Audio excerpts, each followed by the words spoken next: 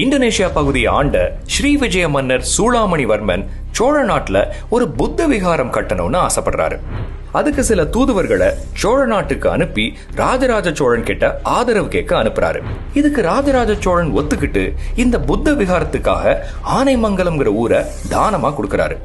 இந்த நிலதானத்தை நடைமுறைப்படுத்த ராஜராஜ சோழன் ஒரு சாசன ஓலை அனுப்புறாரு. மன்னரோட உத்தரவை ஊர்ல இருக்கிற அதிகாரிகள் எல்லாரும் சேர்ந்து செயல்படுத்துறாங்க. கடைசியில இந்த புத்த விகாரம் நாகப்பட்டினத்துல ரொம்ப பெருசா கட்டப்படுது. அதுக்கப்புறம் ராஜராஜ சோழன் இறந்துடுறாரு. ஆனா அவர் கொடுத்த தானத்துக்கு ஆதாரமா ஓலை மட்டுமே இருக்கு. அதுக்கப்புறம் ஆட்சிக்கு வந்த ராஜேந்திர சோழன் ஓலையில இருந்த எல்லாத்தையும் ஒரு பெரிய செப்பேடுல போட்டு கொடுக்கிறாரு.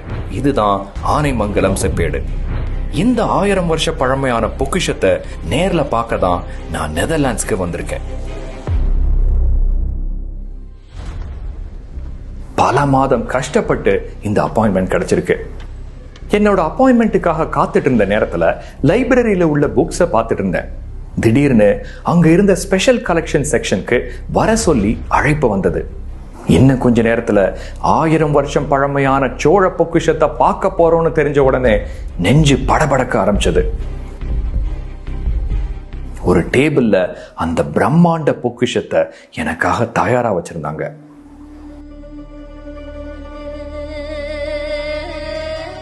ஆயிரம் வருஷம் பழமையான சோழ பொக்கிஷம்.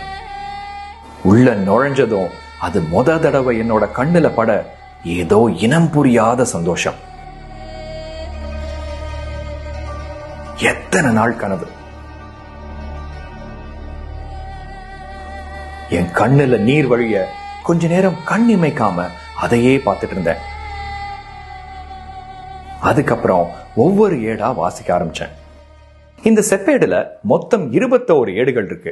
மொத 5 ஏடுகள் சமஸ்கிருதத்திலையும் மீதி 16 ஏடுகள் தமிழ்லையும் இருக்கு. 14 இன்ச் நீளமும் 5 இன்ச் அகலத்தோட கிட்டத்தட்ட 30 கிலோ எடை கொண்டது.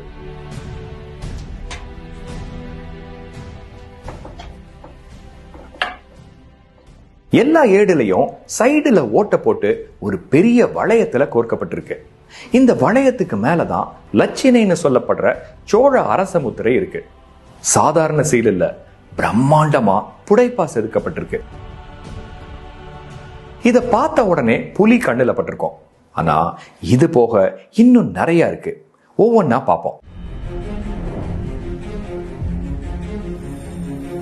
புலி சோழர்களோட சின்னத்தை குறிக்குது.